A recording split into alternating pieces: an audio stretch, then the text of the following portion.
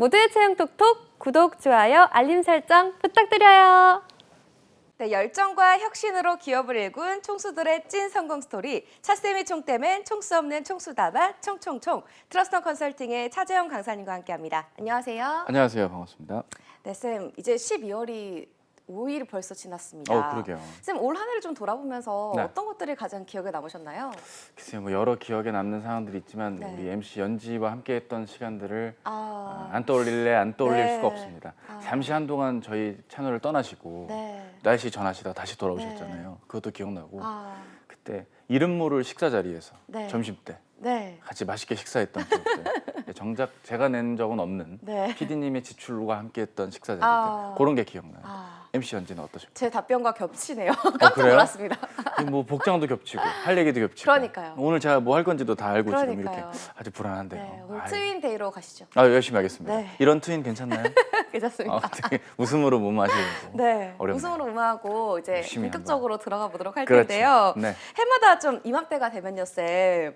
다음 연도 트렌드가 발표되곤 하잖아요. 지난 3주간 쌤이 언급했던 도파민, 분초사회, 또 육학형 인간 등이 인상적이었는데요. 네. 또 이번 키워드 말고 다른 키워드 혹시 생각나는 게 있으면 말씀해 주실까요? 네, MC 연지께서도 이제 이쯤 되면 매번 이런 트렌드 키워드로 뭔가가 나올 거다라는 느낌이 강하게 드시지 않을까 네. 싶습니다. 오늘은 또 다른 키워드 돌봄 경제라는 단어를 준비해봤는데요. 아. 실제로 이 돌봄 경제 단어 자체가 주는 것이 돌봄, 네. 케어에 대한 사업들을 이어가는 서비스라든지 다양한 혜택들, 여러 가지 제품들, 회사들이 앞으로 더 많이 성장할 것이라는 것을 의미할 수 있는 그런 키워드라고 볼 수 있습니다. 네. 심평원에서 2017년도부터 21년도 사이에 네. 우울증과 불안장애 진료 통계 분석 결과를 봤는데 우울증 환자가 지난 5년 새 35%, 불안장애 환자가 32.3% 증가를 했다. 10대와 20대 환자의 증가율이 높기 때문에 이런 돌봄이라는 단어가 단순히 물리적으로 몸이 불편하신 분들에 대한 것뿐만 아니라 네. 성인의 정신건강적인 부분이 사회 경제적인 파급 효과와 맞물려서 생길 수 있는 새로운 규모의 경제가 탄생됐다는 겁니다. 네. 맥킨지 앤 컴퍼니나 비보탈 벤처스에서 이러한 돌봄 경제, 세계 케어 이코노미의 시장이 약 6,480억 달러, 840조 원에 이를 것이다라고 추정을 했다고 하는 걸 보면 네. 이건 단순히 그냥 밈에 의한 간단한 트렌드라기보단 앞으로 더 많은 사업의 규모의 경제로 확장이 될 것으로 보여지고 있습니다. 네, 쌤 오늘은 돌봄 경제 키워드를 말씀해 주셨는데요. 여기에 해당하는 좀 사례가 있을까요? 예, 제가 실제로 찾아보니까 네. 다양한 돌봄의 케이스들이 있더라고요. 우리가 흔히 병원이나 뭐 요양원 같은 데서 어르신들을 돌보는 그런 배려 돌봄이라는 것이 있고요. 네. 그 밖에 정서 돌봄이라고 해서 상담이나 심리치료 혹은 교육이나 문화 활동들을 네. 지원해주는 프로그램도 여기에 해당이 된다고 합니다. 거기에 관계 돌봄, 이게 사실 가장 중요하겠죠. 가족과 이웃, 친구 그리고 회사 내에서의 동료분들과의 건강한 관계, 마치 저희 방송국처럼요. 아무튼 뭐 그런 활동들 내용들이 해당되고요. 아직까지는 초기 단계지만 성장 가능성이 매우 높다고 합니다. 대부분 이제 기업들이 흔히 할 수 있는 돌봄이라는 게 네. 요즘 일이 많이 힘들어요. 그래 힘들지 기운내. 뭐 이게 일반적인 형태였다면 최근 들어서는 그것을 전문가를 상주를 시켜서 정말 개인의 영역까지 깊게 들어가는 케어를 해준다라든지 아니면 리프레시할 수 있는 여러 가지 복리후생적으로 뭐 반차가 아니라 반반차인 기업들도 존재하거든요. 이런 작은 부분들에서 시작되는 케어의 복리후생부터 실질적인 사업까지 많이 확장이 되고 있는 게 특징입니다. 네. 실제로 많은 기사들을 통해서 찾아보니까 네. 이러한 서비스가 질적으로 향상이 되면 국민의 삶의 질도 높아진다고 하고요. 사회의 안정과 발전에 기여한다고 예상된다고 합니다. 이거 어떻게 되냐 예상입니다. 그러니까 이게 좀 좋은 방향으로 나아가면 좋을 텐데 네. 그러지 못하다면 옳지 않은 방향이 나올 수밖에 없는 네. 그런 부분들이 되겠죠. 네. 이런 트렌드에 따라서 여러 가지 스타트업들의 활약도 많이 올라오고 있는 게 특징이라고 합니다. 요양보호사라든지 베이비시터를 직접 연결해주는 링커의 역할을 하는 중개 플랫폼들도 많이 등장을 하고 있고요. 이런 부분들의 확장은 테크 기반의 기술이 도입되면서 특정인들의 심리를 치료해주는 부분에 AI의 기술이 접목된다거나 맞춤형 의료 서비스 등이 제공되는 것이 앞으로 더 기대되는 돌봄 경제, 케어 기반의 비즈니스가 점점 확장성을 띌 수 있는 모델이라고 볼 수 있겠습니다. 그럼 오늘은 이 돌봄 경제라는 트렌드 키워드를 잘 반영한 기업과 CEO를 만나보게 되는 건가요? 그렇죠. 정확하게 보셨습니다. 네. 두 개 기업의 CEO들을 보면서 돌봄 경제에 맞게 어떻게 준비하면 좋을지 이런 돌봄 경제가 네. 앞으로 어떻게 나아가는지를 한번 조망해 볼 수 있는 네. 스타트업 사업가들의 성공 사례들을 한번 만나보도록 하겠습니다. 네, 그럼 첫 번째 기업의 CEO부터 소개해 주실까요? 예, 첫 번째 기업의 CEO는 네. 기업 이름부터가 돌봄 경제가 물씬 나는 느낌의 회사입니다. 맘 편한 세상의 정지혜 대표입니다.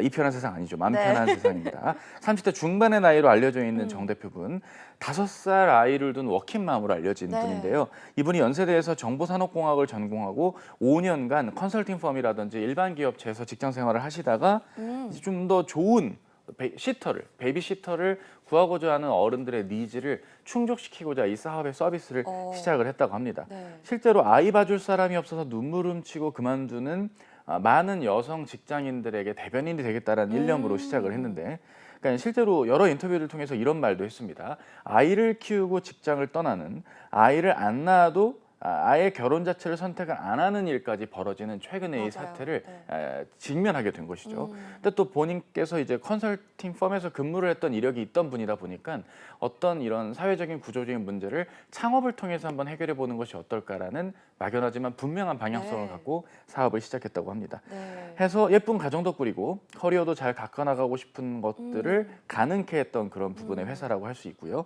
실제로 이 회사가 2016년에 서비스가 시작됐는데 현재 회원수가 119만 명에 이르는 회원수들로 네. 알려져 있습니다.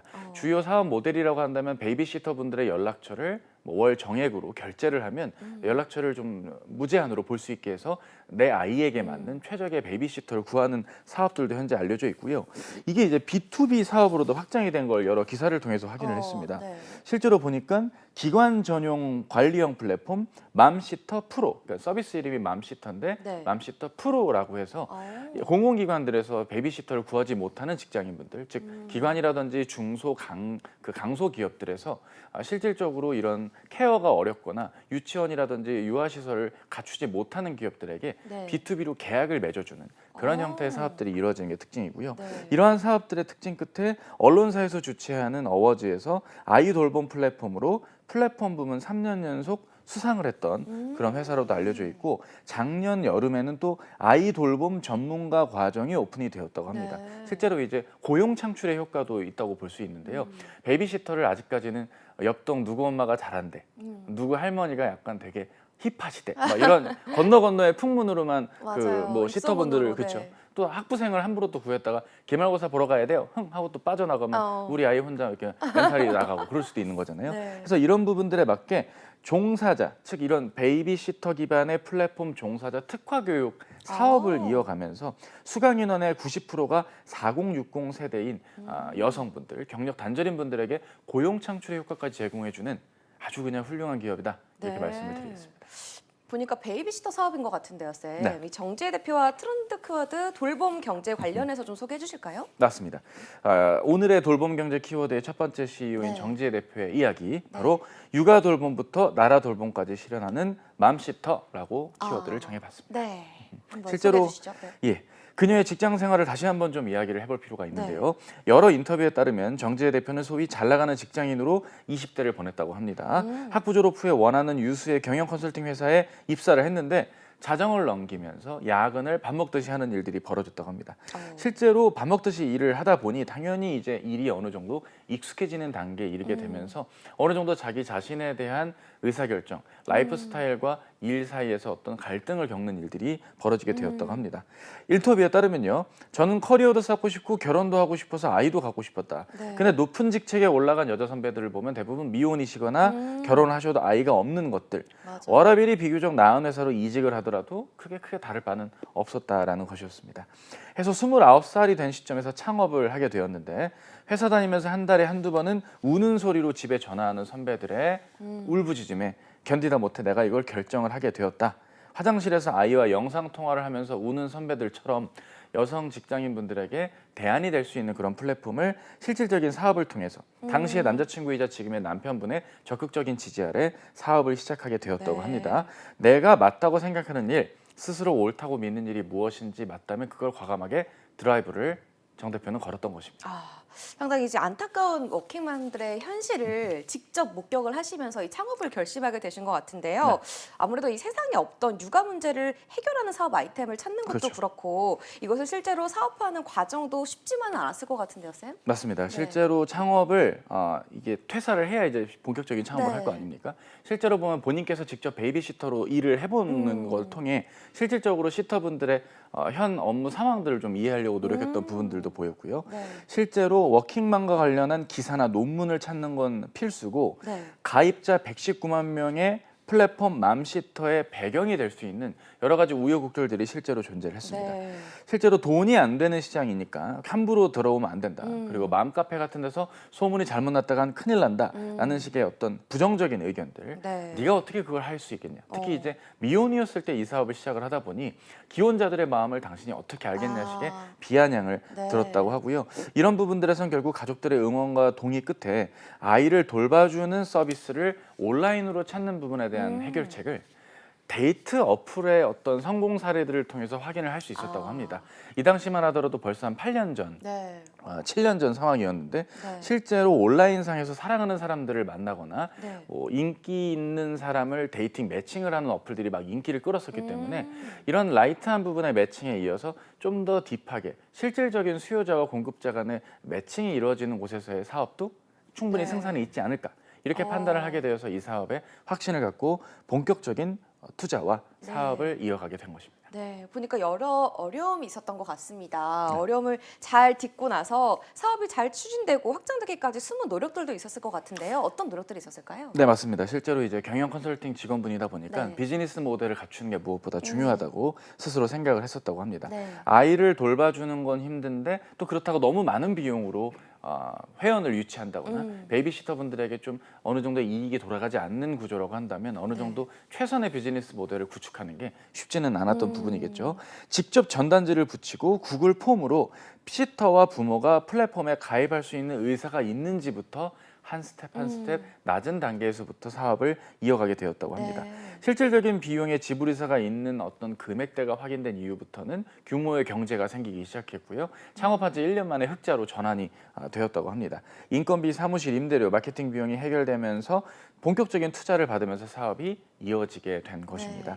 육아 시장의 구조, 소수의 공급자, 즉 시터가 소수이기 때문에 불편함이 생긴다라는 것을 시작으로 5060 풀타임 베이비시터가 주로 활동하는 높은 급여의 시장을 필두로 네. 여러 가지 금액대마다 다양한 시터들의 수요 그리고 각 지역별로 시터들을 선호하는 어떤 유저들의 특징들까지 다양한 형태들 그리고 아이가 미취학 아동인지 초등학교 저학년인지에 따라서도 베이비시터들이 어떤 부분을 케어해 줘야 되는 건지에 대한 니즈들도 선도적으로 좀 챙겨가면서 이걸 좀 더 체계화하는 과정을 겪게 됩니다.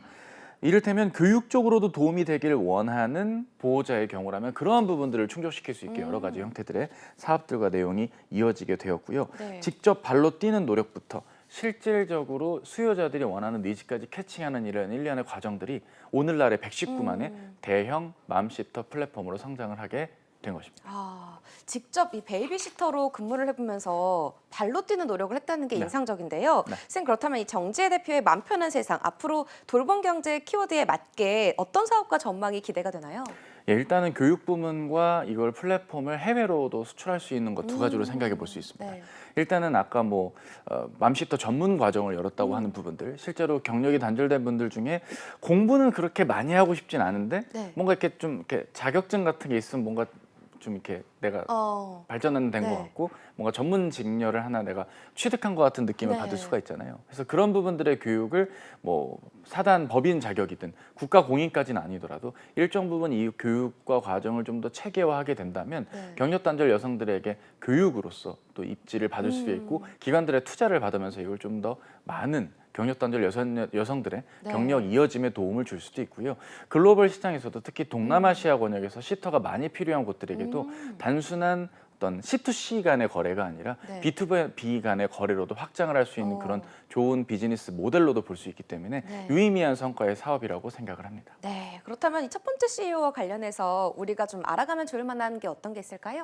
예, 확장성을 띈 사업은 그 사업의 방향과 종류가 어디여도 충분히 가능하다는 걸 일깨워주는 부분입니다. 네. 돌봄 경제 안에서도 틈새 시장, 하지만 가장 중요하게 직면하고 있는 사회적 현상을 정면 돌파하면서 비즈니스 모델을 구축해 나가고 있는 정재희 대표의 훌륭한 사업 성과를 기대하고 앞으로도 응원하겠습니다. 네, 그럼 이어서 바로 트렌드 키워드 돌봄 경제를 잘 보여주고 있는 두 번째 CEO도 소개해 주실까요? 예, 두 번째 CEO는 시니어 케어 플랫폼. 아까는 유아에 대한 얘기를 네. 했다면 또 시니어 케어에 대한 이야기를 안 할 수가 없겠죠. 그렇죠. 케어닥이라는 회사의 박재병 대표를 소개해 보도록 하겠습니다. 네.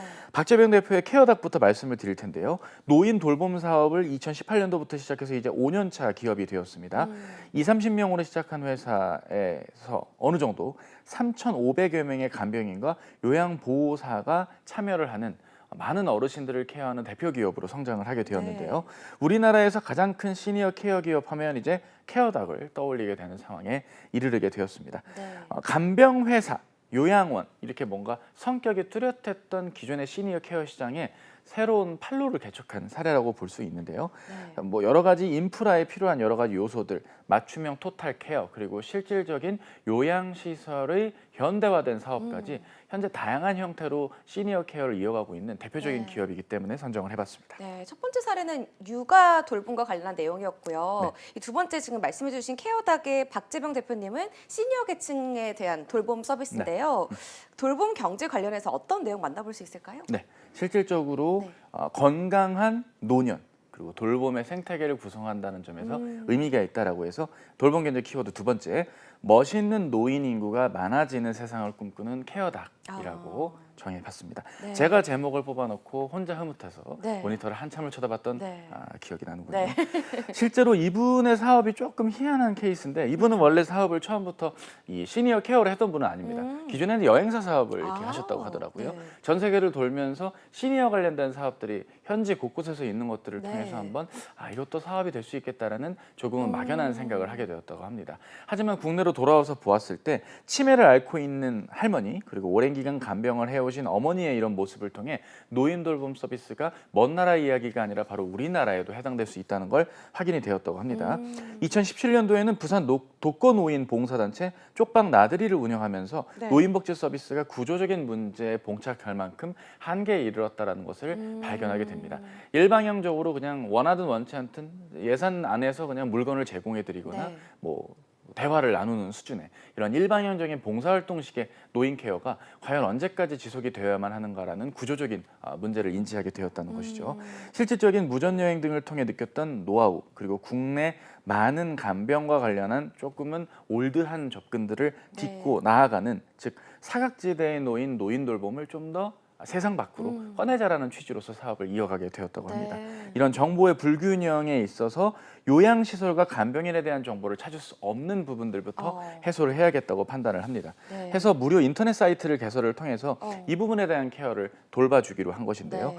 정보가 돌아가야 돌봄 서비스가 개설이 될 수 있다라는 식의 좋은 시니어 케어 관련된 정보를 공유 경제 기반으로 한번 확장을 하자라는 조금 선의의 취지, 돈을 벌려는 취지보다는 이런 그러네요. 공익적인 네. 취지로 사업이 시작이 된 것입니다. 네, 선생님 말씀대로 이 좋은 취지로 시작한 사업인 것 같아서 이게 수익을 낼 만한 사업인가라는 의문이 조금 드는데요. 그렇죠. 무료 인터넷 사이트를 통해서 요양시설 찾기 서비스를 했다고 들었는데 네. 수익 확보에는 좀 어려움이 있지 않나요? 그렇죠. 대부분 이런 스타트업을 하는 분들이 투자를 받지 못한다면 뭐 아무 의미가 없겠죠. 이 서버 유지비도 꽤 들 테고요. 그쵸. 그리고 또 이제 아무래도 욕을 하시는 경우들이 실제로 인터뷰를 보면 많았다고 하더라고요. 자네가 공유해준 그 사이트에 네. 들어가서 연락을 해보니 네. 실제로 너무 별로였어. 8xxx 뭐 이렇게 뭐 안 좋은 이야기를 듣고 네. 좀 속상한 우여곡절들이 많았지만 창업 1년 차, 2년 차죠. 1년 뒤인 2019년에 네. 공공데이터 활용 창업 공모전 전체 2등을 차지하면서 우와. 정부의 요양 관련 데이터를 활용할 수 있게 되는 것이 사업의 기폭제가 되었다고 합니다. 네. 상금은 물론이고요. 실질적인 서비스 평가 개선을 위한 다양한 요양 관련 데이터가 가미가 되면서 유의미한 결과들을 도출할 수 있게 된 것이죠. 실질적으로 앱 다운로드 수가 20만 건을 넘었고 이 케어닥을 등록한 시설이 4만 5천 곳, 누적 돌봄 시간만 280만 시간을 넘어서게 와. 되었다고 합니다. 박 대표가 꿈꾸었던 네. 좋은 돌봄이 현실화된 것입니다. 아, 그렇네요. 그렇다면 이 케어당만의 시니어 돌봄 경제 앞으로 좀 전망은 어떻다고 보시나요? 실제로 데이터가 수집이 되면서 이를테면 시니어께서 어디가 아픈지에 따라 어떤 돌봄이 있었을 때 어떻게 만족도가 올라왔다. 이렇게 하면 만족도가 낮아졌다 등의 어떤 데이터들이 네. 정성적인 부분이지만 정량화된 데이터로 정리가 될 수 있는 네. 그런 요소들이 기대가 되기 때문에 시니어 헬스케어로 돈을 번다는 걸 직접적인 서비스 구축보다는 네. 중개에 대한 부분보다는 데이터가 만들어갈 어떤 유의미한 결과물들 때문에 장기적으로 봤을 땐 많은 사업과 수익화가 기대가 되는 부분이 아닐까 싶습니다. 네, 그 좋은 취지로 시작한 사업이라는 게 흥미로우면서도 대단하신 분인 것 같습니다. 쌤은 이번 사례를 통해서 어떤 내용을 전해주고 싶으셨나요? 예, 돌봄은 더하고 걱정은 덜하게 이게 네. 케어닥의 슬로건인데 이러한 슬로건에 맞게 초고령 사회가 본격화되고 있는 대한민국에서 다양한 돌봄 서비스, 특히 시니어 기반의 돌봄 서비스가 앞으로도 확장이 될 거라는 좋은 기대감을 갖게 하는 멋진 사업과 CEO의 모습이었습니다. 네, 차쌤도 이 취업 준비생분들을 케어해주는 돌봄 경제에 해당할 만한 인물이라고 보시나요, 스스로를? 아, 저는 개인적으로는 그렇게 생각합니다. 10분 중 한 분 네. 정도 늘 저를 보면서 우시는 분들이 계신데 네. 뭐 제가 잘못한 건 아니거든요. 네. 본인이 본인의 상황을 말하다가 본인이 복받쳐서 우는. 아, 그래요? 그래도 휴지 한번 드리고 네. 뭐 이런 부분들이 일차원적인 돌봄이지만 네. 앞으로 합격을 하는 게 돌봄의 끝이니까요. 네. 합격하는데 많은 도움을 드리는 그런 역할로 네. 이어가야겠죠. 이제 앞으로 잘 부탁드립니다. 네, 지금까지 감사합니다. 트러스트 컨설팅의 차지영 강사님이었습니다. 말씀 고맙습니다. 감사합니다.